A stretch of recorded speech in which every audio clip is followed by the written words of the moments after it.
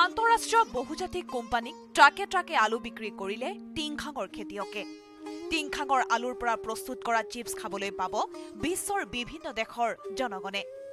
বহুজাতিক কোম্পানীৰ বজাৰ দখল কৰিছে টিংখাঙৰ খেতিয়কে উৎপাদন কৰা আলুৱে।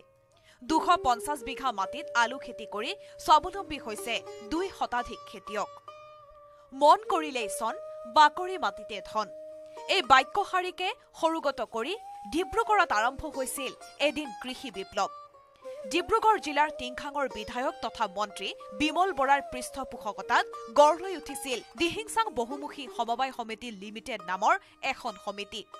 এই সমিতিখনৰ উদ্যোগত বিগত বৰ্ষত কৃষিৰ জৰিয়তে লাভ কৰিছে বিশেষ সফলতা। আন্তঃৰাষ্ট্ৰীয় বহুজাতিক company PepsiCo India holding private লিমিটেডৰ সহযোগত টিংখাং সমষ্টিত পৰীক্ষামূলকভাৱে আলু খেতিৰ কাম আৰম্ভ হৈছিল। এইবাৰ প্ৰায় 250 বিঘা পলসুৱা মাটিত আলু খেতি কৰি বহুজাতিক company PepsiCo India holding private লিমিটেডক বিক্ৰী কৰিবলৈ সক্ষম হৈছে টিংখাঙৰ আলু খেতি কৰা কৃষকসকলে।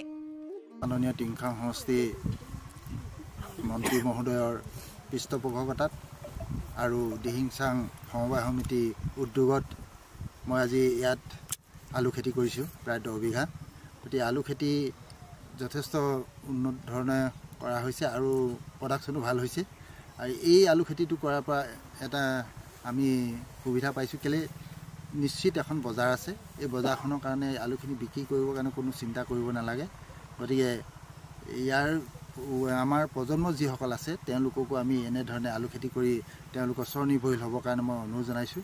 আৰু মন্ত্ৰী মহোদয়লৈ অশেষ ধন্যবাদ জনাইছোঁ, যিহেতু নেকি তেখেতে আমাক এই দিহিংচাং সমবায় সমিতি যোগেদি যিখিনি নিবনুৱা মানুহ আছে সকলোকে খেতিয়কসকলক মানে আলু খেতি কৰি স্বাৱলম্বী হ'বলৈ তেখেতৰ যি প্ৰচেষ্টা, সেই প্ৰচেষ্টাক আমি টিংখাং সমষ্টি বা প্ৰতিজন কৃষকেই তেখেতক ধন্যবাদ জ্ঞাপন কৰিব লাগিব।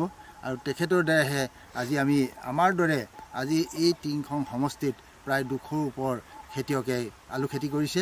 আৰু এই আলু খেতি কৰিয়ে এতিয়া দেখিছোঁ আমাৰ যথেষ্ট উৎপাদন হৈছে। আৰু সেইকাৰণে তেখেতক আমি আমাৰ ফালৰ পৰা তথা টিংখাং সমষ্টিৰ প্ৰতিজন জনসাধাৰণৰ হৈ তেখেতক আন্তৰিক ধন্যবাদ জ্ঞাপন কৰিছোঁ।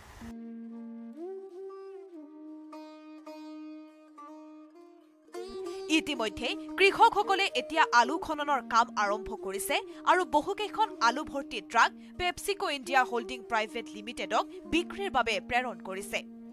উল্লেখ্য যে এই বাণিজ্যিক ভিত্তিক আলু খেতিয়ে প্ৰত্যক্ষ আৰু পৰোক্ষভাৱে এতিয়া 4 শতাধিক লোকক কৰ্ম সংস্থাপন দিবলৈ সক্ষম হৈছে।